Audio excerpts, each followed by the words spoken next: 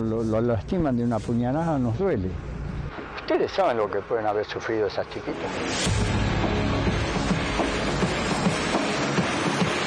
Desde el primer momento hay una estrategia que estuvo planificada minuciosamente con un ardid criminal para engañarlas y para llevarlas a un lugar donde las mataron.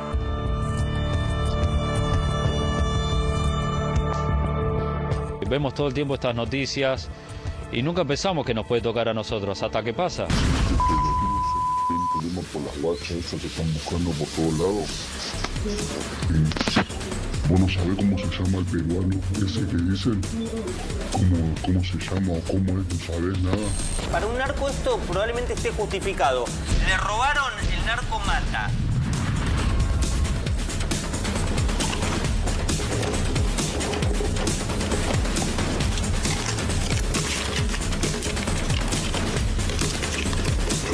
La traición se paga. En el narcotráfico, en la mafia, esto es así.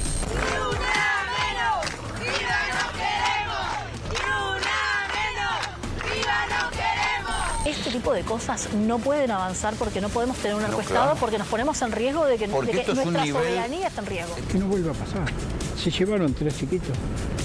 En cualquier momento te llevan la vida, a vos, a mí, a todos. Reúno atrás, una línea, no pasa más nadie. Por atrás, por atrás.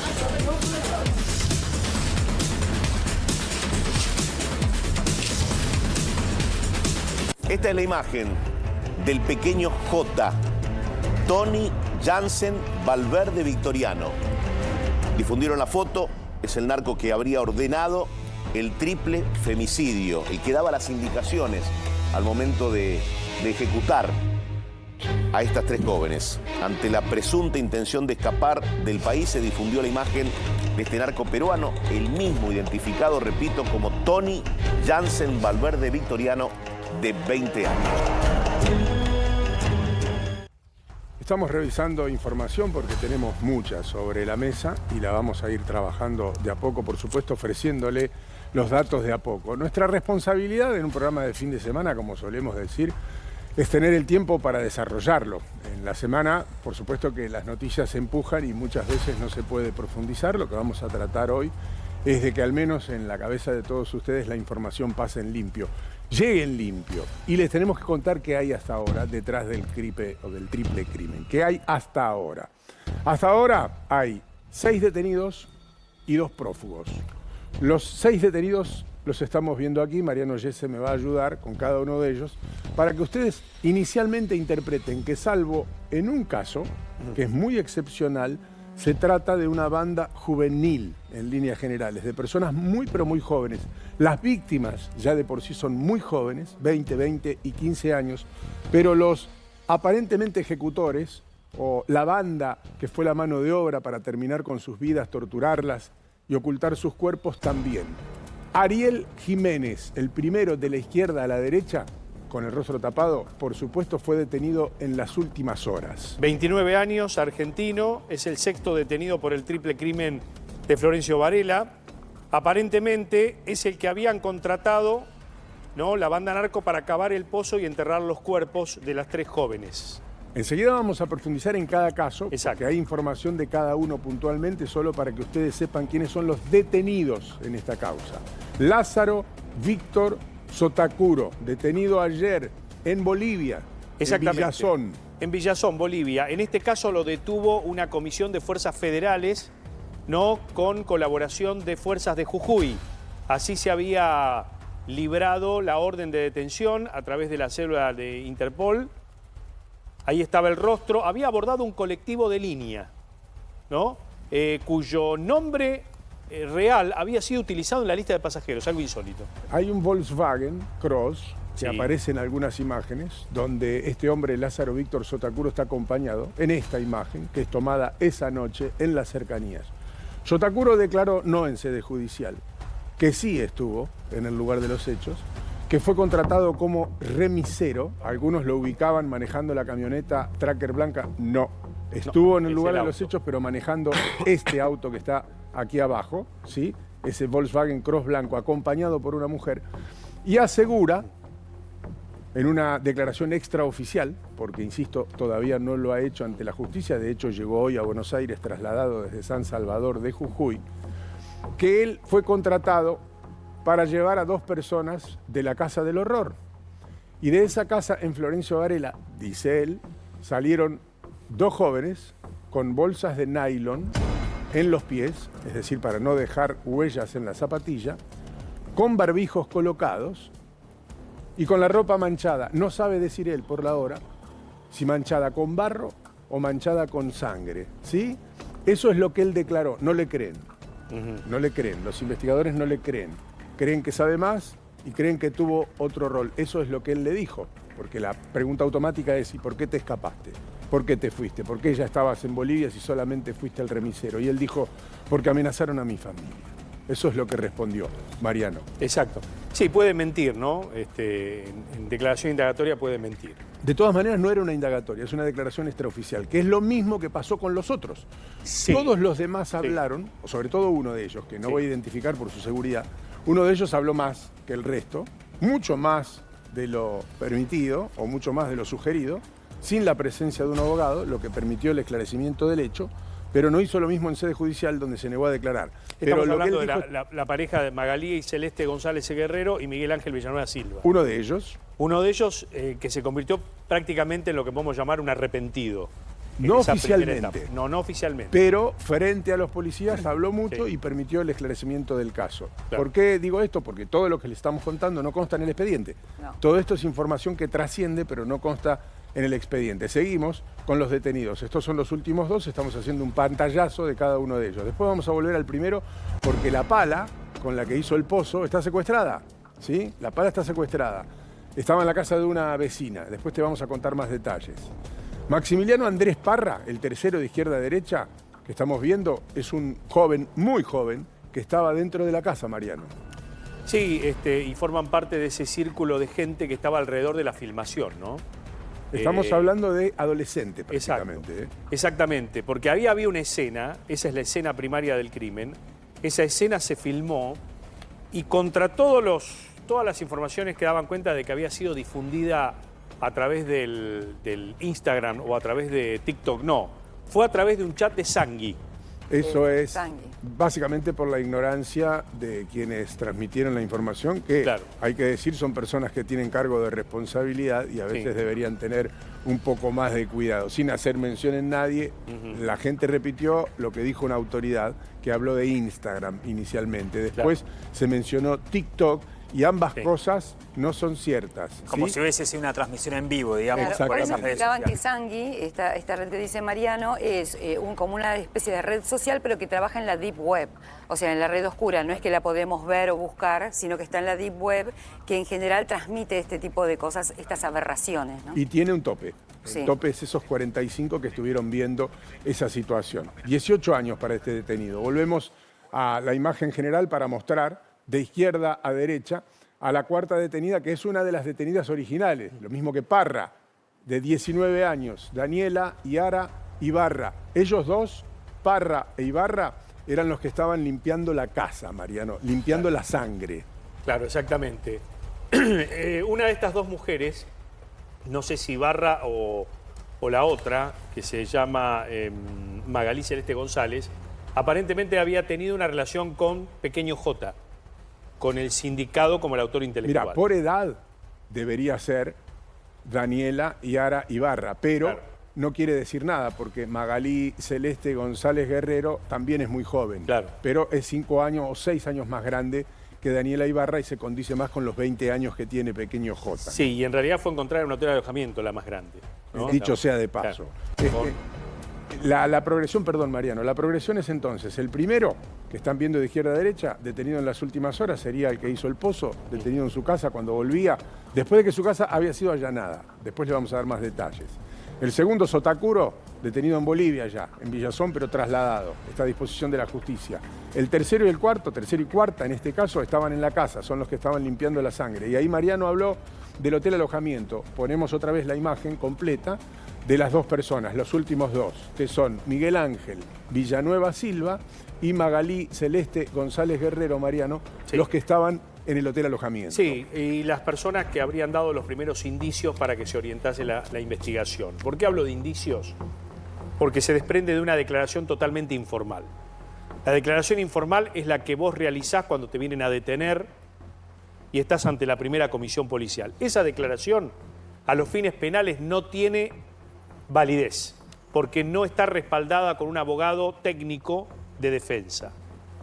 No Pero tiene sirvió. carácter de autoincriminación. De hecho, fíjense ustedes que en la conferencia que hizo Javier Alonso, el ministro de Seguridad de la provincia de Buenos Aires, a horas nada más de que se encuentren los cuerpos, allí en Ruta 4 y Richeri, con un helicóptero de fondo, habló de una banda transnacional dedicada al tráfico de drogas cuando todavía no habían declarado a los detenidos frente a la justicia. Es decir, que es información que dio en sede policial o frente a los policías cuando lo estaban deteniendo. A mí lo que me dicen es que no querían que hable más, prácticamente, que contó todo lo que sabía y de ahí sacaron mucha información, muchísima información que sirvió para avanzar en la pesquisa, que igual estaba muy avanzada porque estaban detenidos, ¿no? Claro. Habían llegado hasta la puerta de la casa. Sí. También es cierto que si bien es tarde que se tomó la denuncia, o fue tarde cuando se tomó, esto es cierto, es absolutamente cierto, empezaron a actuar más tarde.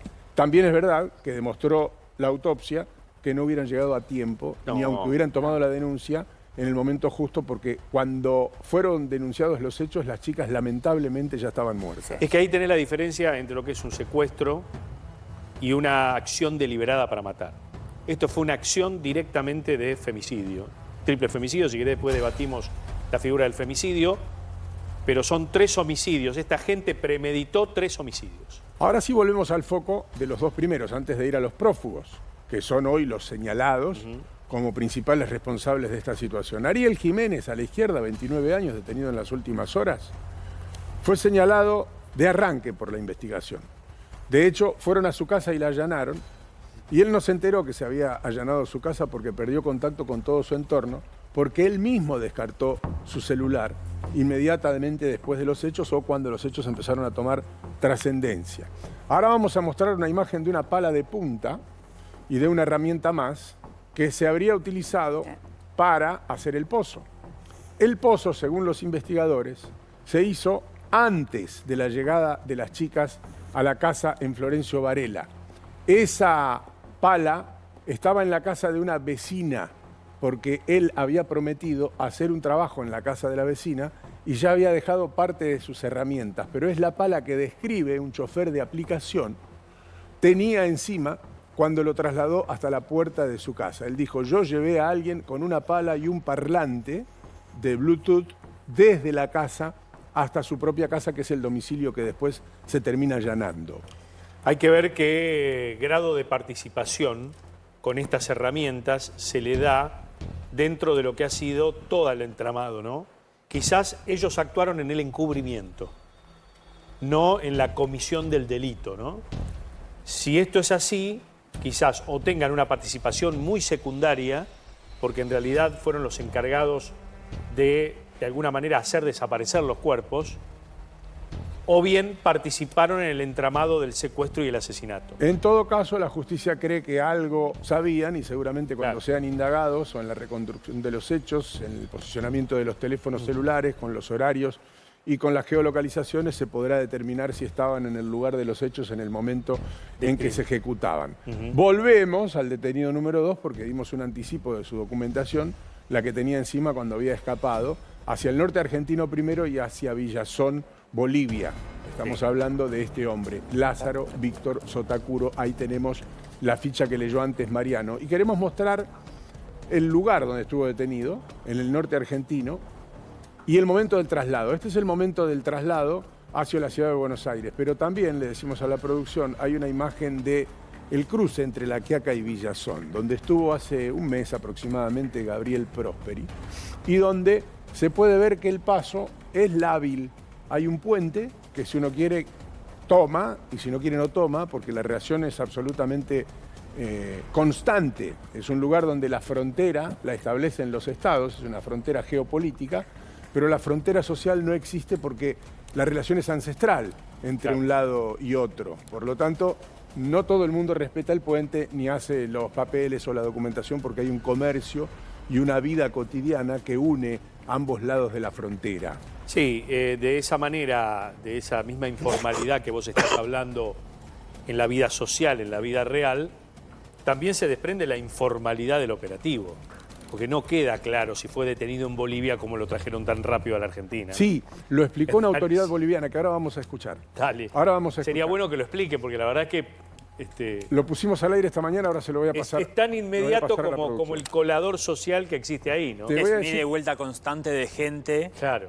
Que va y viene, pero a trabajar. Claro, no hay controles, digo. Un dato que me daban de Villazón, porque ayer le decíamos, cuando veíamos todo el recorrido de la camioneta blanca, que quizás era uno de los choferes, no se sabe todavía, veíamos el otro auto, buscábamos el otro auto, y dicen que no era un auto de apoyo, pero que no era que estaba detrás de la camioneta blanca, ese Fox me parece que es el otro auto, sino que le abría el camino a la camioneta. Entonces lo que no se sabe si este hombre era el que estaba en ese auto o si era el que estaba en la camioneta blanca que había sido robada. No, acá recién acabamos de confirmar que era quien estaba a bordo del auto. Volvemos al tema. Hacemos foco otra vez en lo mismo. Este es el puente que separa Argentina, La Quiaca de Villazón. ¿Sí? Esta es la frontera con Bolivia, por acá pasó Sotacuro. Y Mariano se preguntaba, ¿por qué? ¿Por qué está tan rápido en Argentina? Porque no hubo trámite de extradición. Porque el sujeto había cruzado la frontera no por ese puente, sino por uno de los laterales. Paso que usa mucha la gente y que en líneas generales sí, las autoridades ya los tienen conocidos, llamémosle así, de que es gente que se dedica a comercial o que cruza todo desde la frontera. Claro, los deja pasar. Claro. Pero como él entró por ese paso y fue detenido en Bolivia, lo que se usó fue un mecanismo de expulsión. Ahí ¿sí? está. Porque había entrado sin papeles, sin documentación a Bolivia. De hecho, acabo de pasarle a la producción una nota que dio uno de los fiscales y donde explica cuál fue el trámite. Es más, en Bolivia confundieron a este sujeto con Pequeño J. De hecho, anuncian ellos como que habían detenido a Pequeño J y ya lo habían puesto a disposición de la justicia argentina, pero no es así. No era Pequeño J, sino que estamos hablando de Sotacuro mientras vemos, insisto, el paso fronterizo. Enseguida vamos a remontar un viaje imaginario, vamos a cruzar Bolivia y vamos a llegar a Perú, porque desde allá también llegan noticias inquietantes, pero así lo anunciaba la autoridad boliviana.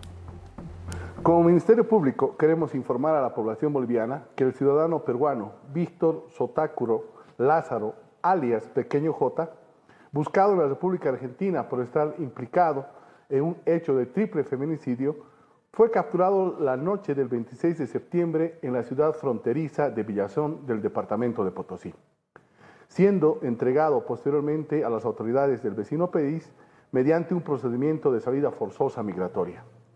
El 26 de septiembre se realizó un operativo a horas 19:30 tras un requerimiento de la Brigada de Investigación de La Quiaca, que solicitó la cooperación de la policía boliviana.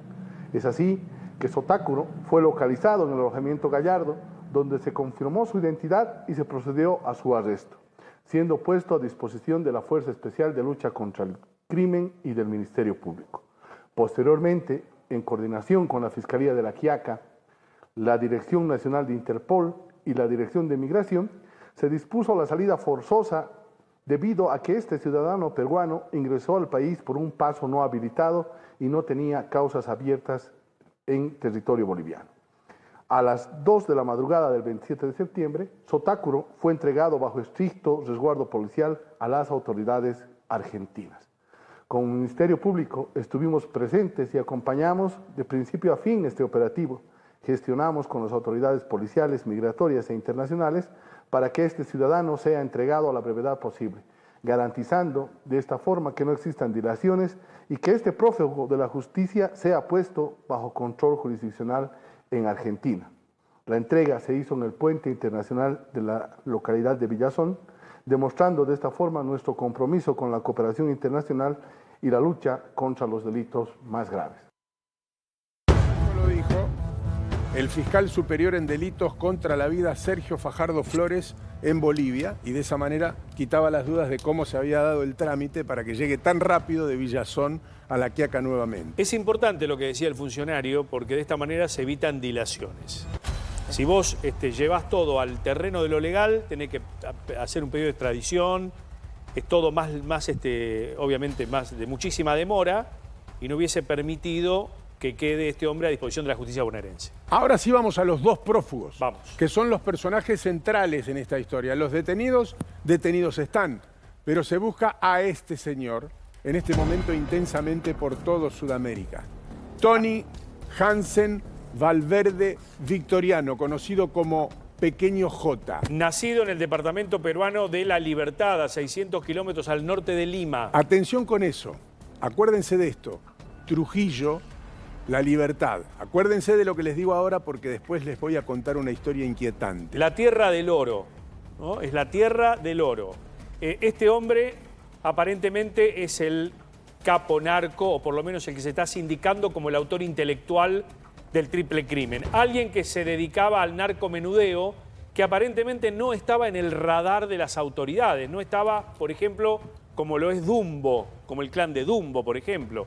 Se sospecha que también era un desprendimiento de Marcos González, ¿se acuerda? Alias Marco, aquel narcotraficante que operaba en la capital, en la ciudad autónoma de Buenos Aires, en la 1114.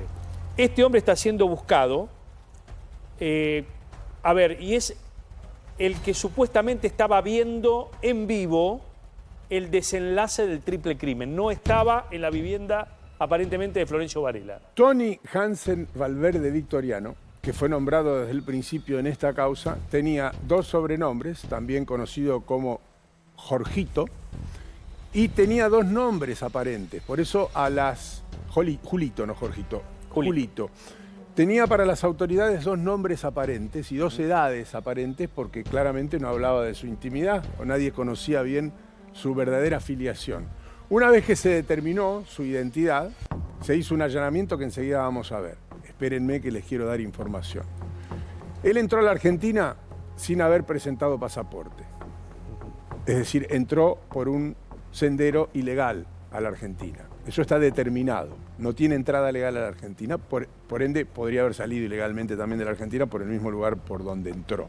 Segundo, a pesar de ser un joven de 20 años, no hay registros oficiales de que su padre, madre, tíos o pariente alguno esté radicado en Argentina. Lo que no quiere decir que no los tenga viviendo en el país porque podrían eventualmente estar radicados en Argentina en la misma situación que él y no figurar en ningún registro. No tiene ninguna entrada en la policía, al menos con su nombre, y no hay ninguna actuación judicial en su contra en Argentina por ningún delito. Cuando fueron a preguntar por él, en el barrio 31, o mejor dicho, en la 1114, en el barrio 1114, o en el barrio Zabaleta, 2024, en el sur de la ciudad de Buenos Aires, nadie dijo conocerlo.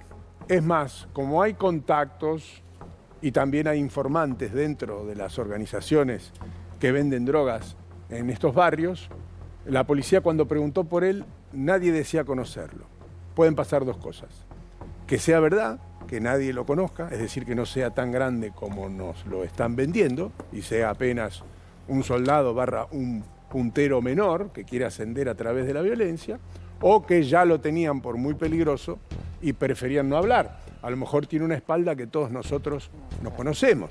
Es una de las posibilidades. Vamos a un miedo lógico de gente inocente que tiene información, pero... Ojo, tiene... te digo que son narcos, ¿eh? Claro. Los que decían, no es gente inocente, digamos, los propios narcos o vinculados a los narcos no le daban información a la policía. O no lo conocen de verdad, o le temen. Lo que pasa es que Magalí y Villanueva Silva los indican como el autor de todo esto, o digo, la persona supuestamente damnificada y que tenía derecho a un ajuste de cuentas. Es decir, esta carátula que imprime la policía es por el dato de estos dos arrepentidos iniciales, ¿no? Hasta acá tenemos más, ¿eh? Es Sí. solamente para que ustedes vayan entrando en situación. Vamos al próximo prófugo. Exactamente. Se llama Osorio Matías Agustín. Es este hombre. Está imputado también por el triple homicidio calificado. Este hombre tiene pedido de captura, tiene 28 años, ¿no? Y es uno de los, dicen, lugartenientes de Jota. Y este sí estaba aparentemente en la casa. Por eso se supone que podría ser uno de los sicarios. Hay comunicaciones porque en el correr de las horas, o con el correr de las horas, mientras vemos la casa, después les vamos a mostrar el allanamiento de lo que encontraron en uno de los domicilios donde solía parar Pequeño J, que es una de las casas de una de sus exparejas, o eventualmente alguna de las personas que él veía en su vida cotidiana, donde encontraron armas de fuego, municiones, documentación, que es importante para la causa. Todavía no lo vamos a mostrar. Cuando declara de manera informal, quien cuenta la historia que después nos contaron a nosotros y que habrá que certificar en el curso de la investigación, Mariano, si es la historia verdadera, entrega el último teléfono de Pequeño J. El último teléfono de Pequeño J le permite rápidamente a las autoridades establecer posicionamientos y comunicaciones. Con la persona que más se comunicó Pequeño J antes, durante y después del triple crimen fue con Matías Agustín Osorio, de 28 años. Fue con quien más se comunicó. Y está la celda, como vos decís, impactando mínimo en la zona donde se produjo el hecho. Hecho donde participaron sicarios que antes de ultimar a las 3 víctimas, las torturaron, les provocaron un padecimiento inhumano, ¿no? Pocas veces hemos tenido con lujo de detalles la tortura a la que fueron sometidas las 3 muchachas. Yo creo que nunca, Mariano. No. No en un hecho premeditado. No, y con una menor en el medio. Y con una menor en el medio, porque la más torturada fue la menor. Se está instalando un estilo con esto. O se dio muestras de un estilo que en Argentina no se había visto nunca. No, eso es verdad. Si bien hay casos, hubo casos también de 2 mujeres hace poco, también en esa zona, pero digo, con el nivel de detalle, nunca.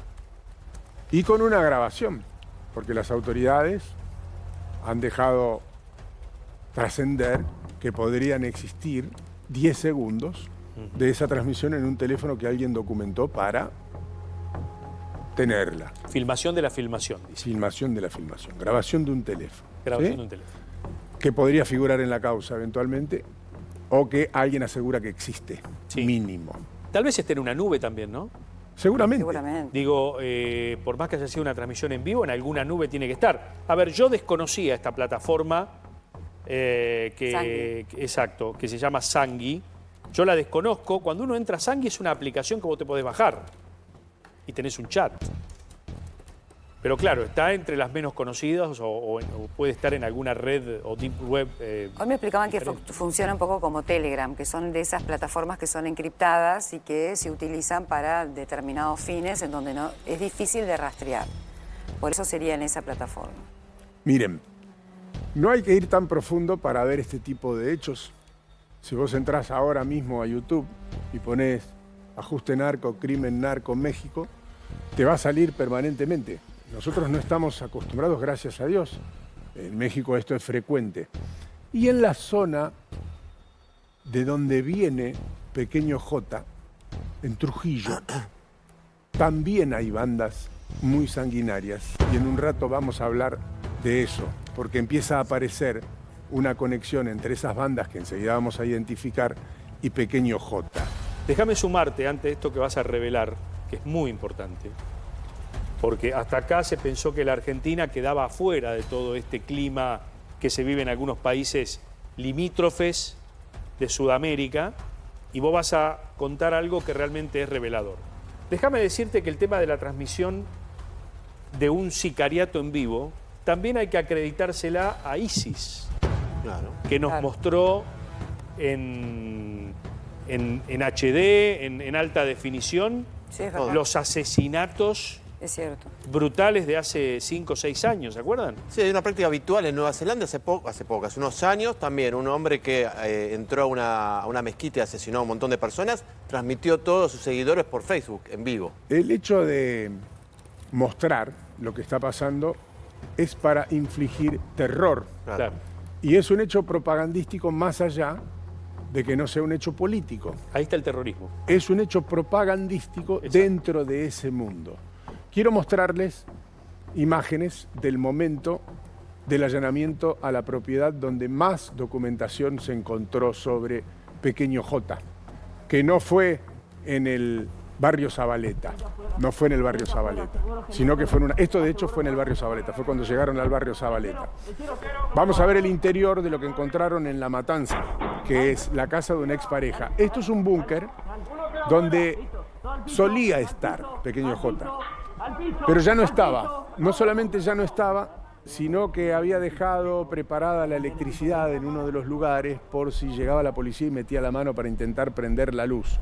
Estos 8 aprehendidos, que vas a ver en un rato en esta imagen de las primeras horas, no tienen inicialmente ningún vínculo con la causa. Simplemente lo conocían, entre comillas, podrían eventualmente trabajar para él o conocerlo de alguna actividad, pero no encontraron relación entre las personas que estaban aquí y Pequeño J originalmente. Lo que te vamos a mostrar ahora es la imagen de lo que encontraron dentro del departamento. Armas, municiones, documentación de transferencias. Esto fue en el barrio Zabaleta, ¿sí? Estos aprehendidos no tienen nada que ver con la causa, lo aclaro en el aire. Vamos a lo de las últimas horas. Claro, esto es lo del viernes. Esto es lo del viernes. Exacto. Estos son los detenidos del viernes que no tienen nada que ver.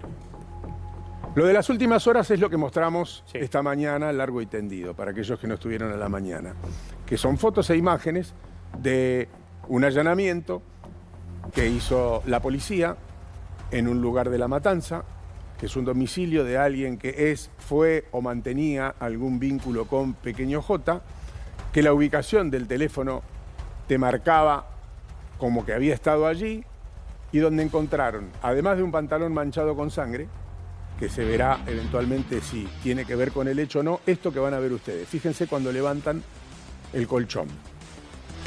Ahora el oficial va a meter la mano y va a empezar a extraer cosas de ese agujero. Ahora van a ver. Fíjense, saca un paquete, saca otro paquete que es una caja de municiones. Wow. Ahí está, es una caja de municiones de una mío. pistola calibre 40. Saca una bolsa, dentro de esa bolsa hay una Glock 40 que estaba escondida en el colchón. Ahora la van a ver, porque la va a exhibir. La va a desmontar el policía con gran pericia. Ahí está. La desmonta y la exhibe en el marco de la grabación de este allanamiento. En ese domicilio, además de lo que están viendo, se encontró un documento recortado, sin foto, que eventualmente podría haber servido para identificarlo a él mismo, tal vez haciendo, por ejemplo, con ese documento una foto y un montaje para tener un teléfono, o mejor dicho, un documento digital para engañar a alguien, para decir, mira, este soy yo, por si lo paraban. Sustituir la identidad. Exactamente, falsificación de documento. Y al mismo tiempo se encontraron algunos recibos que mostraban transferencias a Perú a alguien de su mismo apellido. Se presume que podría ser eventualmente el padre. No son giros extraordinarios. No estamos hablando de cientos de miles de dólares.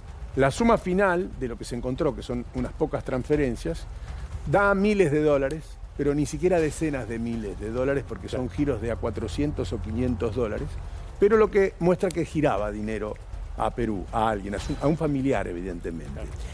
Esto que estás relatando me parece que es muy importante, porque uno de los debates de estos últimos días es por qué la justicia federal no ha tomado este caso. Y uno de los motivos es porque esto es narcomenudeo. Esta gente estaba en el radar del narcomenudeo, no en el radar del narcotráfico propiamente dicho. Y además, porque se está investigando 3 homicidios o 3 femicidios, y lo que queda accesorio acá es que vos descubrís una banda de narcos, ¿no? Lo digo porque ayer también a la tarde, tengo entendido que esto fue materia de debate en el Diario de la Tarde, Guille, el tema de por qué no intervenía la justicia federal. No, si tenía que intervenir. No llegó a categoría de debate, simplemente que el jueves, alguien que es de mi confianza y una fuente irrefutable de Comodoro Pi, me contaba cuándo cambió esta situación en Argentina. No quiero profundizar para no irme tanto del tema, pero vos que sos abogado lo vas a saber perfectamente. La ley de drogas en Argentina tuvo un anexo en el año 2005 que dividió la investigación sobre el asunto de drogas. Antes era una cuestión de salud pública en líneas generales, es decir, hasta el año 2005, si a vos te encontraban 1 gramo de cocaína, un porro, 5 kilos, 20 kilos o 500 kilos, todo, desde la tenencia simple hasta el narcotráfico, iba a la justicia federal. Si fuera en la Ciudad Autónoma de Buenos Aires o sus alrededores, iba a parar a los tribunales federales de Comodoro Pi. Esto hizo que explotaran, porque en la década del 90 y se incrementó el consumo de drogas en Argentina, entonces cada vez que detenían a alguien con droga encima, aunque tuviera muy poca cantidad, terminaba en los tribunales federales, que se saturaban y no podían trabajar en causas más grandes por seguir miles de causas que consideraban menores. Entonces, en 2005 se modifica y aparece la figura que decía Mariano recién, del narcomenudeo. ¿Qué pasó entonces? La justicia federal se empezó a encargar solamente de determinados volúmenes de droga. El gran contrabando. Los peces gordos, y la justicia ordinaria empezó a encargarse de las otras investigaciones. Por ejemplo, si fuera en la Ciudad Autónoma de Buenos Aires, si fuera en esta ciudad que encuentran a Mariano Yese comprándome, yo vendiéndole, o a Yese vendiéndome, yo comprándole, iríamos a la justicia contravencional y el hecho se investigaría hasta ahí. Es decir, determinará la justicia, porteña en este caso, que Yese me vendía a mí, yo le compraba, o que yo le vendía y Yese me compraba, pero no va hacia arriba. Y ahora les digo por qué. Y lo mismo pasa en la provincia de Buenos Aires con los juzgados de garantías. Claro. Si yo vendo o compro, la investigación se suscribe a ese hecho puntual de la compra-venta y queda en un narcomenudeo, salvo que en algún allanamiento se determine que adentro de una propiedad había una cantidad que amerite la presencia de la justicia federal. Ahora, si la cantidad es insignificante, entre comillas, para la justicia, no va para arriba. ¿Saben por qué? Porque no tiene competencia para seguir investigando. Claro, la justicia ordinaria. Exacto, y como no tiene competencia, queda ahí nomás el asunto. Por eso me decían, ahora sí es verdad, se descomprimió Comodoro Pi. Prácticamente no tiene causas de narcotráfico. ¿Saben por qué? Porque no se investiga desde ese punto. Claro. Sí, y también el fallo Arriola contribuyó para esto. De la Corte. Claro, que es el fallo que despenaliza de alguna manera la tenencia para consumo. Pero ahí estamos, esta es la realidad. Exacto. ¿Sabe por qué les digo esto? ¿Y por qué Mariano también lo trae a esta mesa? Porque a nosotros nos venden que Pequeño J es un capo narco. Un capo narco es algo muy serio. Es como ponerlo en una escala que no tiene, ¿sí? Un narcotraficante de gran escala no vive en un barrio de emergencia, no se mueve en la marginalidad, no anda con una pistola en la cintura. De hecho... Y te sumo algo. Al capo narco no le conviene regar de sangre el territorio donde vende. Además.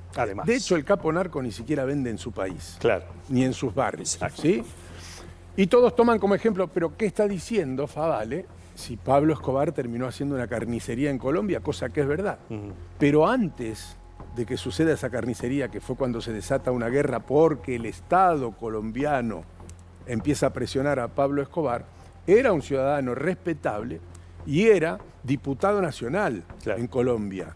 Y muy respetado, dicho sea de paso. Es decir, que normalmente se presentan frente a la sociedad como lo que no son. No es que se mueven como Pequeño J. Pequeño J, si se puede definirlo de alguna manera, y si es que se comprueba que evidentemente tiene una relación con la venta de drogas, no deja de ser un superpuntero, vamos a definirlo de una manera elegante, un superpuntero que porta armas y que quiere marcar presencia en el territorio, y que esta vez perdió la cabeza y se fue de todo límite y expuso una situación que al mismo tiempo debe tener preocupadas a muchas personas que no hubieran querido nunca que esto se Porque sepa. cuando llega la sangre se termina el territorio, que es lo que pasó en Rosario con los monos, ¿no?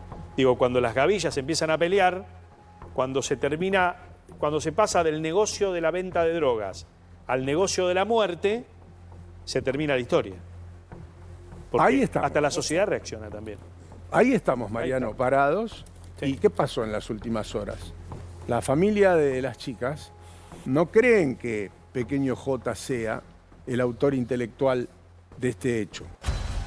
No tienen grandes pruebas para exponer.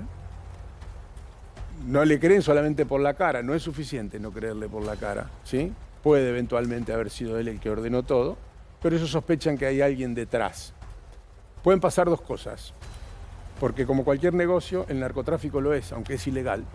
Es un negocio, y es un gran negocio, y es un negocio que nadie para en ningún lugar del mundo.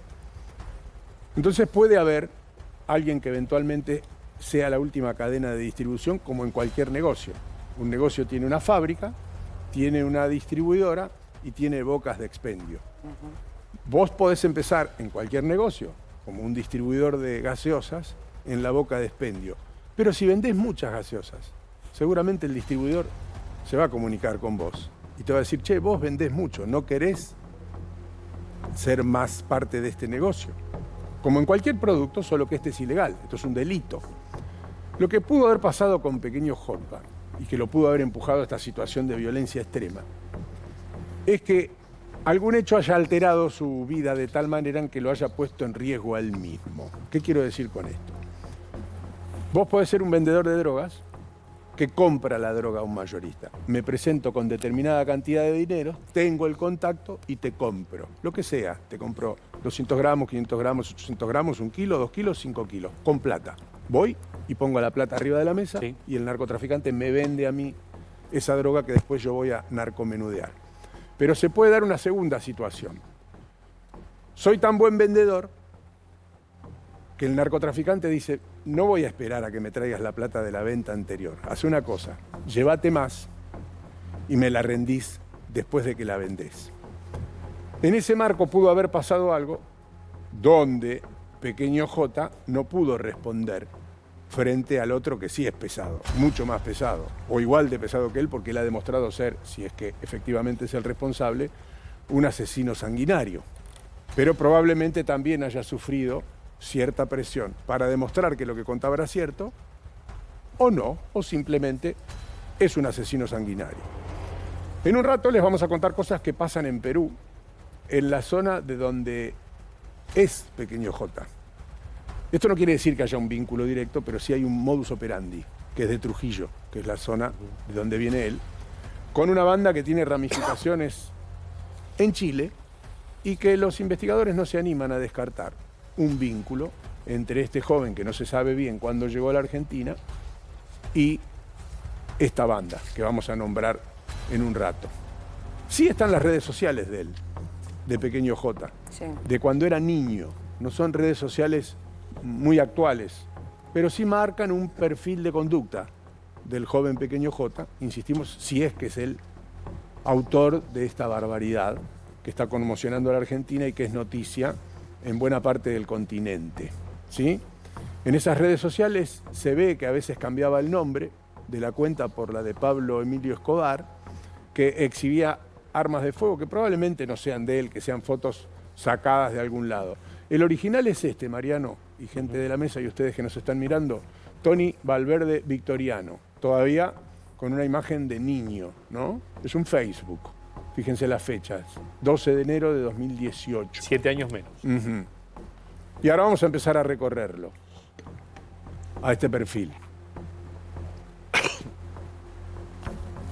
Ahora van a ver cómo va mutando.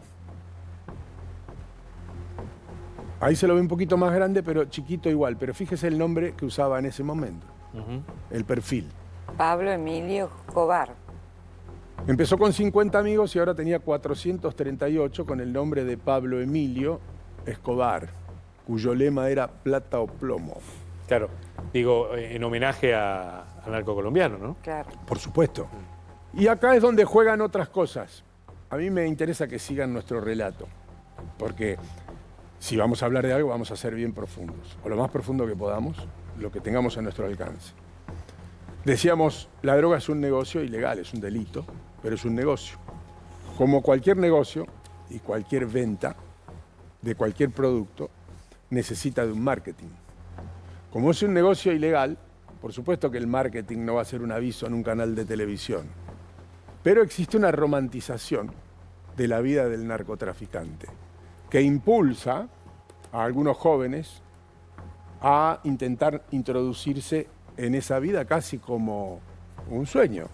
Un sueño como en un negocio legal, solo que en el marco del delito. Y por otro lado hay una romantización de un estilo de vida para las chicas, ¿no? Que también se vincula de manera directa y lineal con este ideal de vida que se le proyecta a los muchachos que no tienen nada para que se introduzcan en el mundo del narcotráfico, que según el lugar de la sociedad que ocupes, tendrás el mismo rol en la estructura de negocios ilegales, ¿verdad? Según donde te tocó nacer. Si te tocó nacer en determinado lugar, probablemente tomes contacto con ese negocio desde otro lugar más arriba. Y si te toca nacer más abajo, tomarás contacto con ese negocio desde un lugar más abajo. Y con las chicas lo mismo. Habrá quien se vincule con un empresario, habrá quien se vincule con un futbolista y habrá quien se vincule con un delincuente.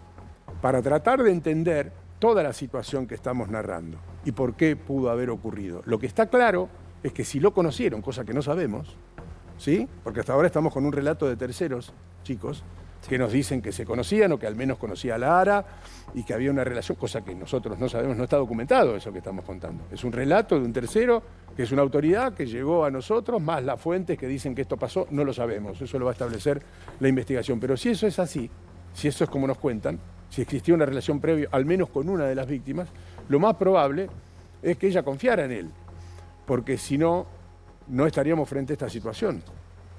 Ahora, sí hay fuentes que aparecieron luego de la difusión de la imagen, porque hasta que no se conoció la cara, no muchos sabían que Pequeño J era Pequeño J. Ahora, cuando se difunde la imagen de Pequeño J, sí aparecen algunos testimonios no oficiales o que le revelan a determinadas fuentes, ya sé quién es este pibito. Claro. Este pibito. Y la picanteaba, dicen. Ya venía de picante. Sí. O sea, era su perfil un poco más violento. Estamos tratando de reconstruir todo con la información que contamos, que es mucha.